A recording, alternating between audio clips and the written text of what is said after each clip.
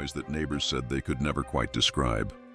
Some called it a clinking, others a dragging, metal shifting in the quiet hours before dawn. In the winter of 1897, in a small town just south of Columbus, Ohio, that sound became part of the night itself.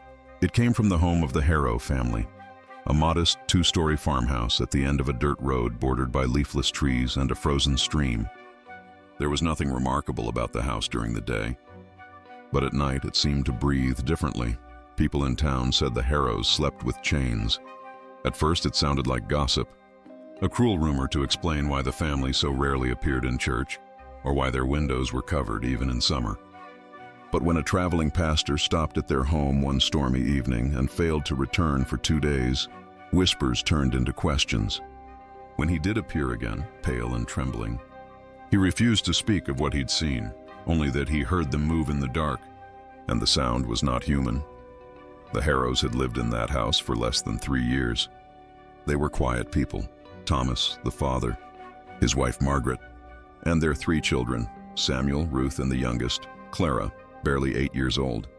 They came from Kentucky after the Panic of 1893 ruined Thomas's sawmill business. To most, they were just another displaced family looking for work. But those who dealt with them closely noticed something off. The father avoided shaking hands. The children spoke in whispers, as if afraid to raise their voices. Margaret, the mother, was often seen with bruises that she explained away as accidents from housework. Then there was the way they kept their doors locked from the inside. Every latch, every window bolted, and when neighbors visited, they were never allowed past the front room. It wasn't until the spring thaw that the rumors gained a body. A young farmhand named Eli Barton was sent to deliver grain to the Harrows. When he reached the property, he found the front gate open, the house silent, and no smoke from the chimney. He knocked for several minutes before pushing the door open. The air inside was heavy, metallic, with a faint smell like rust and oil. The first thing he noticed was the floor, deep grooves in the wooden boards, as though something heavy had been dragged across them over and over again. And in the center of the parlor lay a single iron shackle, bolted to a wooden beam. The chain snapped clean through. The sheriff's office arrived 2 hours later. What they found inside the house became one of Ohio's strangest and most quietly buried cases of the 19th century. The upstairs bedrooms looked lived in but abandoned mid-breath. Beds unmade, oil lamps still half full, a book open on the nightstand. The kitchen table was set for 5, each plate covered in a thin layer of dust. But what froze the men was the basement. It was colder than the rest of the house, as if the earth itself had sealed in the chill. Along the walls hung chains of varying lengths, their ends polished smooth from wear. On the floor, impressions in the dirt, the kind left by knees and elbows, not feet. Some said the family had used them to restrain themselves during fits of madness. Others claimed the chains were meant to keep something out, not in. No bodies were found, no sign of struggle, only the faint drag marks leading from the basement door to the woods behind the property, where they disappeared beneath the thawing snow. In the weeks that followed, the town tried to move on, but the story clung like a stain. When investigators from Columbus came to inspect the site, they concluded the family had fled in fear, though of what, no one could say. Their possessions remained untouched. Even their Sunday clothes hung neatly by the door, but there were details that didn't make sense. The basement showed no sign of restraint having been forced. The shackles were not installed crudely. They were crafted, measured, welded precisely into the beams as if built into the house's design. Later examination would reveal the iron contained traces of lead and copper, an unusual alloy that, when heated, produced a faint ringing sound. Some believed the Harrows might have used the sound as a kind of alarm, a way to sense movement in the night. If so, what were they listening for? That question never left the people of Madison County. Even decades later, when the farmhouse was torn down to make way for a road, construction workers reported digging up fragments of iron links in the soil, smooth, curved, almost worn down to nothing. There were no living descendants to claim the property, no relatives to tell the story. The Harrow name vanished from census records after 1897, as though the family had simply dissolved into the air. And yet, on certain cold nights, people who live near the woods still claim they can hear that faint metallic sound drifting through the trees, slow, rhythmic like footsteps dragging a chain across frozen ground. It might be the wind, or the movement of old farm equipment in the distance, but those who've heard it say it has a pulse.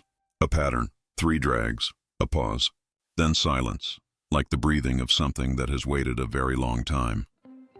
To understand the mystery of the Harrow family, one must first understand the world that surrounded them. Ohio in the late 19th century, a place caught between progress and decay. It was an era of transition, where factories sprouted beside cornfields and small towns clung desperately to the old ways while the Industrial Revolution pressed forward. The year was 1897, 4 years after the Panic of 1893, a nationwide economic collapse that left millions of Americans destitute.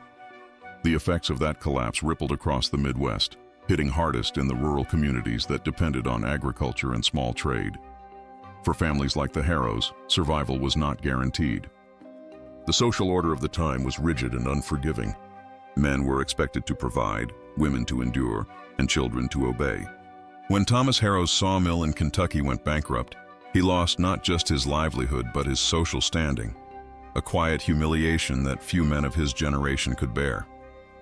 Moving north to Ohio was supposed to be a fresh start, but the promise of the Midwest had long faded by the 1890s. The land was exhausted, wages were low, and labor disputes were frequent. In towns like Madison County, fear and superstition often grew where poverty thrived. Religion provided comfort, but it also sharpened suspicion. Illness, madness, or even misfortune were sometimes seen as signs of moral failure, or worse, of sin made manifest. When strange events happened, people didn't look for scientific explanations. They searched for guilt. And in this climate, a family who lived apart, who refused the community's rituals, could easily become the subject of whispered stories. It was also a time when the concept of mental illness was poorly understood. Nervous disorders, melancholia, and fits were catch-all phrases used for conditions that ranged from epilepsy to trauma. Institutions were beginning to appear, grim asylums built on the outskirts of cities, but for most families, help was limited to prayer and restraint. The idea of chaining a loved one was not as shocking then as it is today. In some isolated farmhouses, iron restraints were built into basements or barns, meant to keep the afflicted from harming themselves during episodes. There are scattered records of such practices across the Midwest, faint traces in county ledgers, medical journals, and diaries. A doctor in Cincinnati wrote in 1896 of a family in the countryside that employed heavy chains to guard against nocturnal fits of madness believed to be hereditary. The case was never identified by name, but some historians have speculated that this could have been the Harrows, or another family like them. Life in 19th century Ohio was often harder than history books admit. The winters were brutal, the work endless, and the isolation suffocating. For rural families, especially those new to the area, weeks could pass without contact with another soul. When sickness struck, or when grief took hold, it could twist the human mind in strange ways. Many families lived with ghosts of their own, children lost to fever, mothers to childbirth, fathers to drink or despair. In that silence, it wasn't difficult for stories to take root. But there was another layer to the fear that hung over the Harrow farmhouse, a cultural unease that went beyond superstition. By the 1890s, Americans had begun to fear what they called the degeneracy of blood. Influenced by emerging pseudoscience, many believed madness could be inherited, that entire bloodlines could be cursed with instability.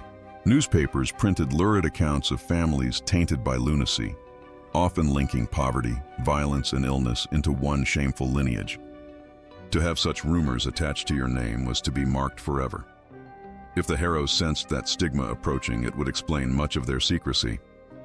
Thomas may have chosen isolation over humiliation. The boarded windows, the locked doors, even the chains. Perhaps they were less about imprisonment than protection. Not from something outside, but from what they believed was within. The town's church records from that time tell part of the story. Reverend Amos Field, who presided over the local parish until 1898, wrote in his personal notes that, "Brother Harrow has spoken to me of the voices, not of men, but of his own kin, which visit in his sleep and call him to bind himself until dawn." Whether the Reverend meant this literally or as a metaphor for temptation is unclear, But it shows that the family's strange habits were known, at least to some degree. And yet, there is something else that cannot be ignored: the house itself. Built in 1871 by a man named Edward Kane, the property had already seen misfortune before the Harrows arrived. Kane's wife reportedly died after falling down the cellar stairs, and the man himself vanished during a flood 3 years later. Locals said the soil was unlucky. Some refused to farm within sight of it. The Harrows bought it cheap, too cheap, some thought, from a banker in Columbus who'd inherited the land and wanted it gone. Old architectural maps of the home show that the basement had been modified sometime between 1885 and 1890. Support beams reinforced, flooring replaced, and a narrow brick tunnel leading from the root cellar to a covered well. The tunnel was sealed before the Harrows moved in, but its presence hinted at an older purpose, possibly a slave-hiding passage from before the Civil War. Ohio had been a border state, and many homes of that era contained secret compartments or escape routes. But in later decades, these same tunnels often became the subject of ghost stories, said to echo with the cries of those who never made it to freedom. If the Harrows knew of that history, it's possible they felt it, the heaviness of the place, the echo of human fear built into its walls. And if they were already fragile, already haunted by guilt or sickness, the house might have become the perfect mirror for their unraveling. At the time, small-town newspapers thrived on such tales. The Madison Herald, though no surviving copy mentions the Harrows by name, carried frequent stories of farmhouse hauntings and unnatural afflictions. These reports blended fact and folklore until they were indistinguishable. A candle falling over became a spontaneous fire. A missing man became a spirit seen in the fields. But to those who study rural America in that period, such tales were not entertainment. They were expressions of real fear. People lived closer to death then. Disease, famine, accident, all were constant companions. Religion filled the gaps science had not yet reached, and where religion faltered, imagination took hold. By the winter of 1897, when the Harrows vanished, Ohio was still recovering from a wave of influenza that had claimed thousands. Some suggested that the family had succumbed to illness and fled to avoid infecting others. Others said they had fallen victim to a spiritual plague, a darkness of the mind. Even today, historians struggle to separate fact from folklore in the Harrow case. Census data confirms their existence: a Thomas and Margaret Harrow, with 3 children, listed in Madison County in 1896. After that, the record goes silent. No death certificates, no relocations. It's as if their entire line was erased between one winter and the next. And perhaps that, more than the chains or the vanished bodies, is what makes their story so haunting. Not the violence, but the silence that followed. In the world of 19th century America, where every family left some trace, a letter, a gravestone, a record of debt, the Harrows left nothing, only a sound in the night and a house that refused to forget. It began with the sound of metal, faint, rhythmic, like a heartbeat muffled by earth and wood. Neighbors said they sometimes heard it at night, a slow clinking that came from the direction of the Harrow farm. At first, no one thought much of it. The Harrows were private people, and the noise could have been anything: a windmill creaking, a cow kicking against a rail. But over time, the sound grew familiar, even intimate, as though the night itself had learned the pattern of it. Those who passed the Harrow property late at night spoke of dim lights moving between the windows, of a figure holding a lantern and standing perfectly still in the yard. When approached, the light would vanish, swallowed by darkness. Only the echo of metal remained, slow, deliberate, unbroken. Inside the farmhouse, the air was thick with the smell of rust and damp wood. The furniture was sparse, the floors uneven. But what caught the eye most were the iron rings fixed into the walls of each bedroom. 6 in total, 2 in the parents' room, 4 smaller ones in the children's. They were not decorative. Each ring bore the polish of use, the faint mark of friction. A diary found decades later in the ruins of the house, believed to belong to Margaret Harrow, offered fragments of their life. The entries were short, cryptic, written in a wavering hand. Thomas says the dreams come louder when the moon is full. Emily cried again. She does not understand why we must bind. The key must stay under the hearth. Better chained than chosen. Historians have debated the meaning of these notes.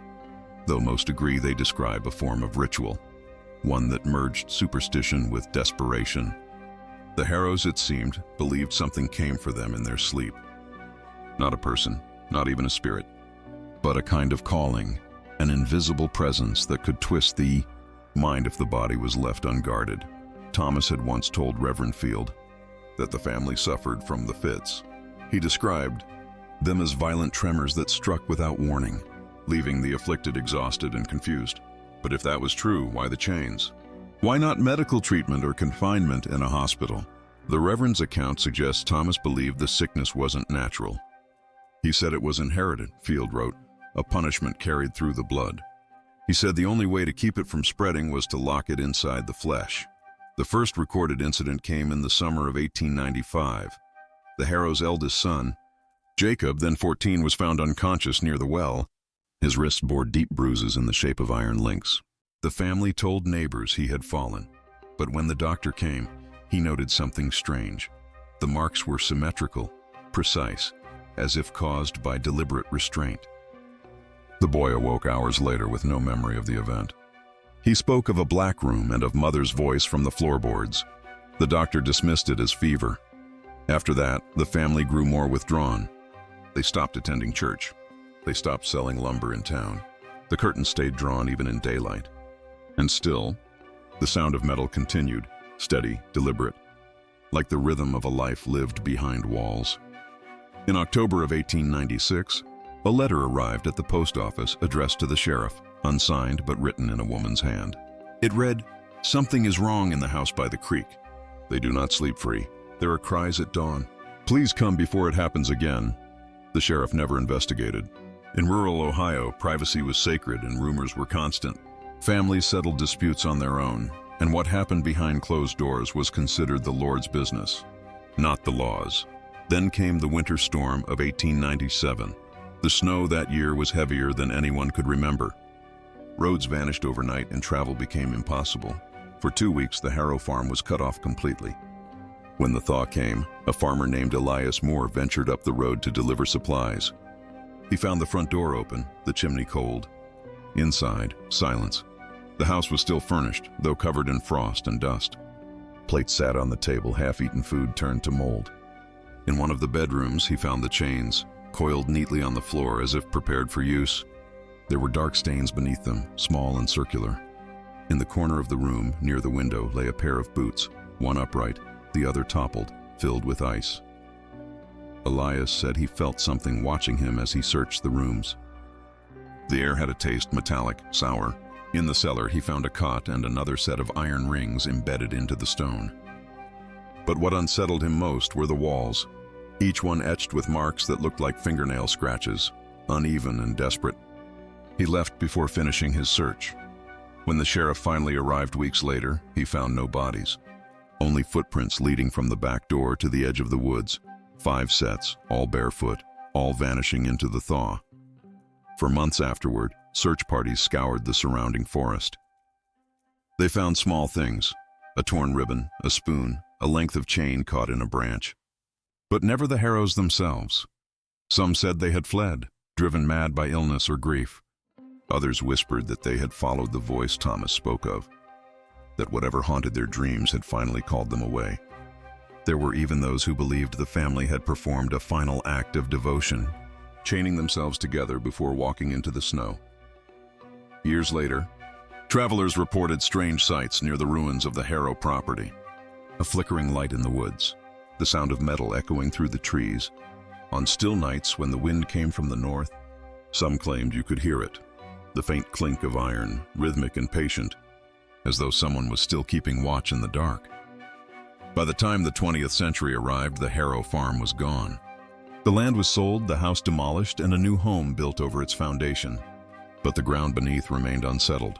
During renovations in the 1940s, workers unearthed an iron ring fused into the stone of what had once been the cellar wall. It was still fastened to a chain, its end broken. The man overseeing the work, a contractor named Paul Larkin, later told a reporter that when he touched the chain, he heard a sound like breathing, slow and steady. From somewhere behind the wall, his co-workers laughed it off, but Larkin never returned to finish the job. Some say that's all that's left of the Harrows now. Stories, fragments, and the echo of metal beneath the soil. Others say that when the first snow falls, if you stand in the right place and listen, you can still hear them, the family that slept with chains. When word of the Harrow disappearance reached the nearby town of Lancaster, the reaction was uneasy, not one of shock, but of something quieter, more complicated. In the small communities of rural Ohio, tragedy was expected. Droughts, sickness, and suicide had become ordinary features of survival. But there was something in the Harrow story that disturbed even the most pragmatic souls. It wasn't simply that a family had vanished. It was how they had lived before they did. The idea of sleeping in chains, of fastening oneself willingly to iron every night, unsettled people in a way no ordinary scandal could. For weeks, conversations in the tavern and churchyard turned toward the Harrows. Some insisted the family had gone mad. Inbreeding, one man muttered over his ale. They weren't right in the head since Kentucky. Others swore they'd always known something was wrong, that Thomas Harrow carried the look of a haunted man, that his children never laughed like other children did. Women clutched their rosaries when the subject came up, saying it was a punishment from God, that the chains were the devil's work. But not everyone dismissed it as madness. A physician named Dr. Edwin Pratt, who had examined young Jacob after his strange collapse years earlier, spoke carefully when asked for comment. They were not ignorant people, he said. What they did with purpose. The boy showed symptoms of catalepsy, episodes of paralysis mistaken for death. The father may have believed restraint prevented harm during those spells. His theory, though reasonable, did little to calm the public. To most, the idea of a family chaining themselves out of fear of their own bodies sounded worse than any haunting. The local paper, the Fairfield Courier, ran a cautious column titled "Family Missing. Strange Devices Found."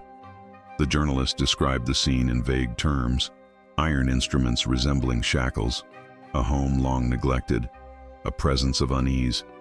But by the second edition, the story had already taken on a life of its own. Headlines began to appear in neighboring towns. Possessed family flees in winter storm. The chained sleepers of Ohio. Curiosity brought visitors to the site, men on horseback, ministers with notebooks, even a traveling photographer, hoping to capture what he called the residue of fear. Most left with nothing but a chill and the impression that the land itself wanted silence. The sheriff, weary of trespassers, had the property fenced off by spring. Meanwhile, the church tried to make sense of what had happened. Reverend Field, who had once visited the Harrows and found Thomas speaking of inherited punishment, delivered a sermon that drew nearly the whole town. "We must not mistake suffering for sin," he warned. The Harrows were afflicted by darkness, perhaps not of their own making. When man cannot explain the shadows within himself, he will turn to iron, to ritual, to silence. But what they sought to bind, only grace could release. His words lingered, but few found comfort in them. Fear has its own gravity, and it pulled at the town in quiet ways. Families began to lock their doors earlier. Mothers kept children from wandering near the woods. A sense of contamination hung in the air, as if whatever had unmade the Harrows might seep into other homes. In the months that followed, more letters began arriving at the county office. One, from a schoolteacher living 2 miles away, claimed to hear the sound of chains striking the earth at night. Another described seeing a small figure in white near the creek, dragging something behind it. These stories were dismissed, of course, as the fever of imagination, but they spread faster than the official reports ever could. By summer, a group of spiritualists from Cleveland arrived, claiming they could communicate with the departed through the resonance of iron. They camped near the ruins for 3 nights, chanting and sketching strange diagrams in the dirt. When they left, they swore the site was alive with unrest.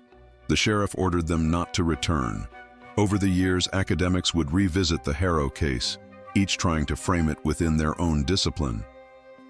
Early psychiatrists argued the family suffered from shared psychosis, what French doctors called folie à famille, a madness that moves like a fever between blood relatives. The industrial historians pointed to environmental causes: lead poisoning from the nearby smelting works, contamination that might explain the hallucinations and erratic behavior. Folklorists, meanwhile, treated the story as a cautionary tale, an allegory for isolation in the age of progress. when the world was changing faster than the human mind could keep pace. But among the townsfolk, the explanations mattered little. The Harrow name became a warning whispered to children. Don't wander too far, or the chained sleepers will take you. By the turn of the century, their story had blurred into folklore. Their faces, once familiar, became shadows on the edge of memory. And yet, not everyone was content to let the silence stand. In 1908, a local journalist named Amos Reed returned to the ruins, determined to write a definitive account. He described finding the cellar stones still cold to the touch, though it was midsummer.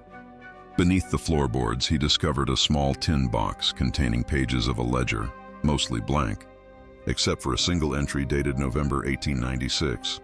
When the voice comes, we must be bound, else it will take what it needs. Reed's article was published only once before disappearing from circulation. The surviving copy, preserved in a private archive, contains a final note scribbled in the margin in different handwriting. The sound has stopped, for now. Over time, the Harrows faded into the margins of Ohio's forgotten history, another unsolved disappearance in a century full of them. But to the few who still lived near the land, the story never felt finished. There was a sense that something had been left undone, that the family's silence was not a conclusion, but a continuation. And perhaps that is what frightened people most, not the thought that the Harrows had died, but that they might have survived, bound to something greater than fear. The final night of the Harrow family was never officially documented, yet from the fragments left behind, the overturned chair, the marks on the cellar wall, the diary pages torn mid-sentence, a picture emerges, as haunting as it is uncertain. Imagine it, February 3rd, 1897. The wind biting through the shutters, snow falling thick and heavy enough to swallow the sound of breath. Inside the farmhouse, a lantern burns low, its light trembling against the walls, casting shadows that stretch and shudder with each gust. Thomas Harrow sits at the kitchen table, his hands trembling as he writes. The ink has frozen at the tip of his pen, forming uneven lines across the page. Margaret is by the stove whispering to herself, perhaps a prayer, perhaps the same fragment of song she hums every night before sleep. Upstairs, the children lie awake. They can hear the chains clinking softly, ready, waiting. Outside, the snow has buried the path. The world beyond their door no longer exists. There is only the house, the family, and the sound that lives between the walls. It began faintly that night, as it always did, like a vibration under the floorboards. Then it rose, steady and deliberate, echoing from somewhere below the earth. Margaret pauses mid-hymn. It's earlier than before, she whispers. Thomas stands, his face pale. He looks toward the cellar door, a heavy oak slab reinforced with iron. The family has a ritual. Every time the sound begins, they must act quickly.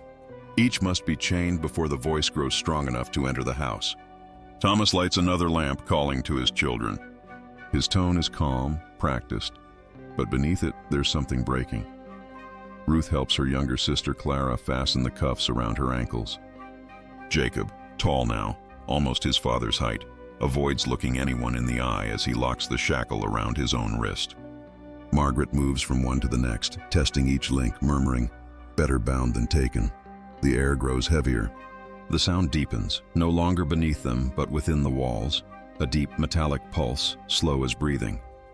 The house itself seems to creak in rhythm. The flames in the lamps flicker and draw long, thin shadows. Thomas steps to the hearth and pulls out a small iron key hidden behind the brick. It is blackened, worn smooth from years of use.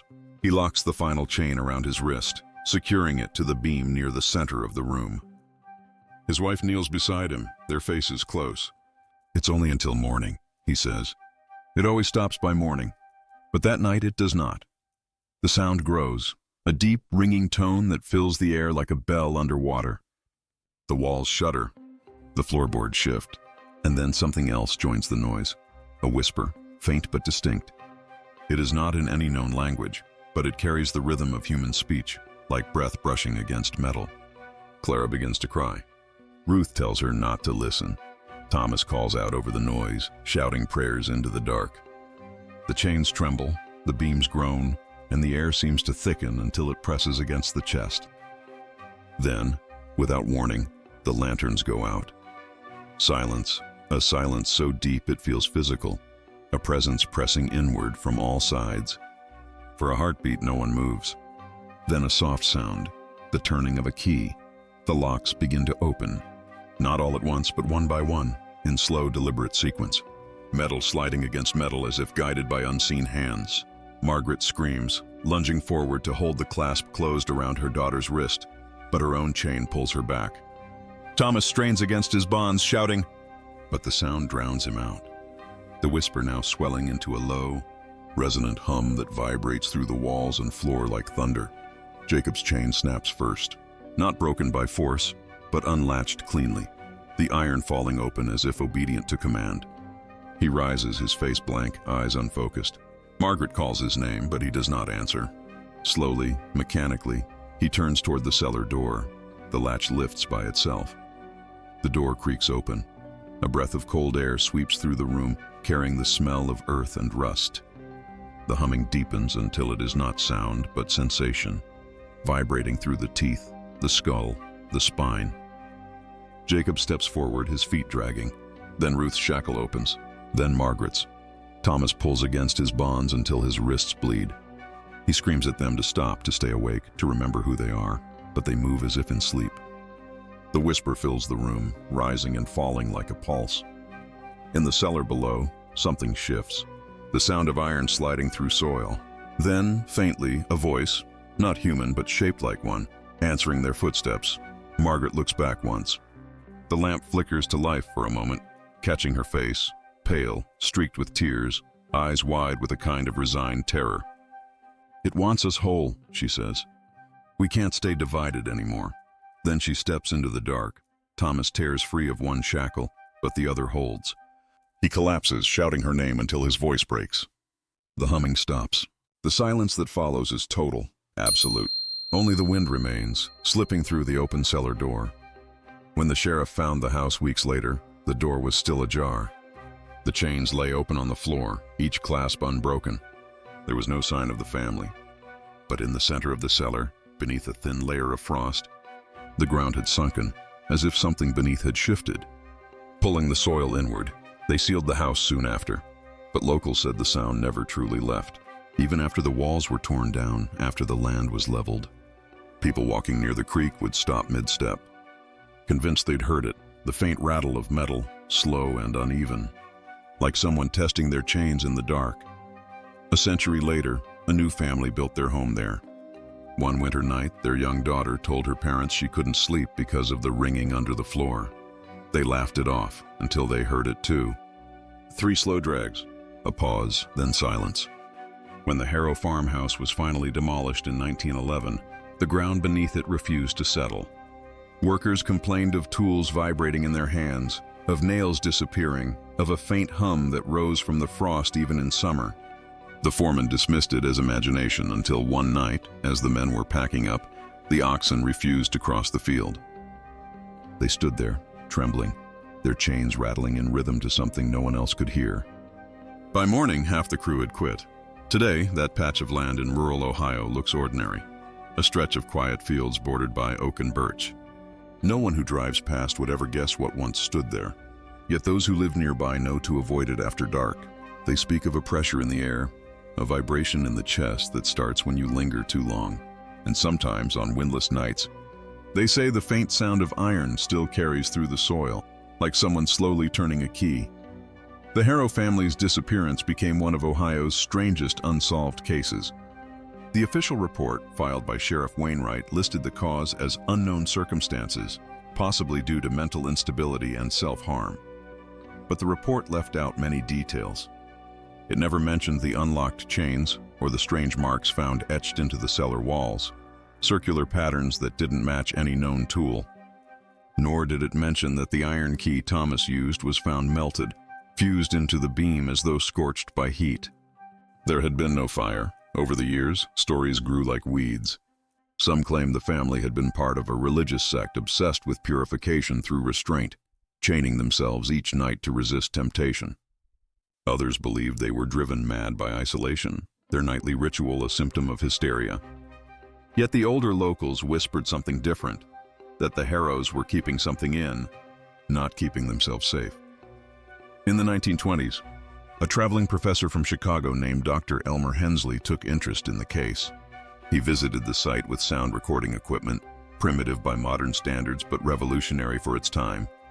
His notes mention a persistent subterranean resonance, frequency indeterminate, duration variable. He believed it might be geological, a phenomenon caused by trapped air pockets or subterranean vibration.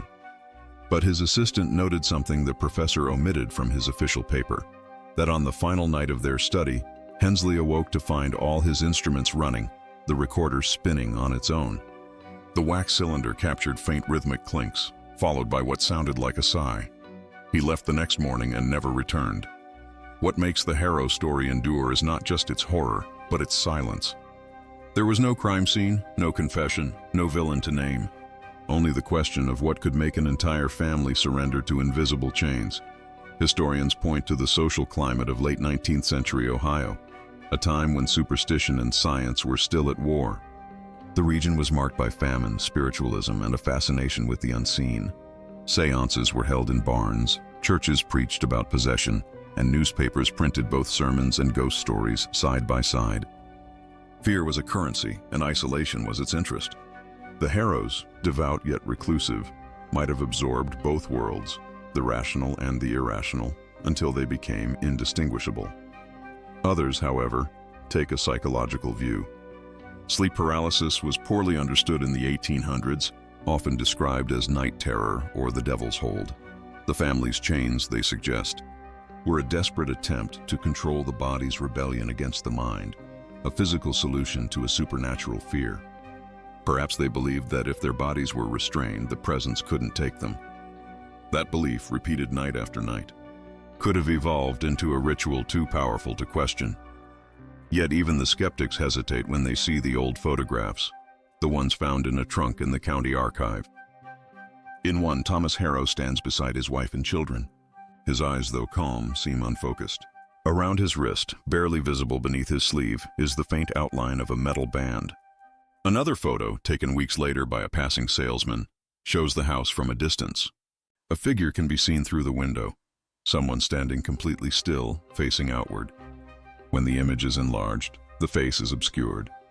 But there is something about the posture, upright, restrained, as if held by invisible weight.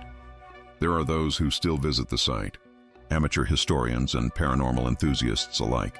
Most find nothing, just wind, weeds, and the sound of their own heartbeat. But a few claim to have heard it.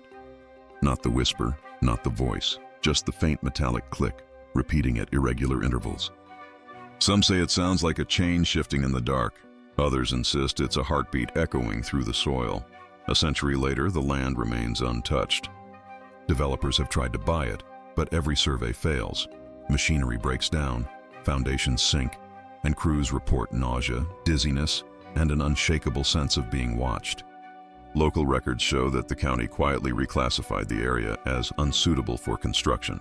The file was stamped, sealed, and never revisited, and so the field remains, open, windswept, and silent. At dusk, when the light fades and the world holds its breath, you can almost imagine the Harrows still there, sitting in the dim glow of the lantern, hands trembling as they fasten their chains one last time, not out of fear, not out of madness, but because somewhere in the dark beneath their feet, something waited for them to stop, and perhaps even now, it still does.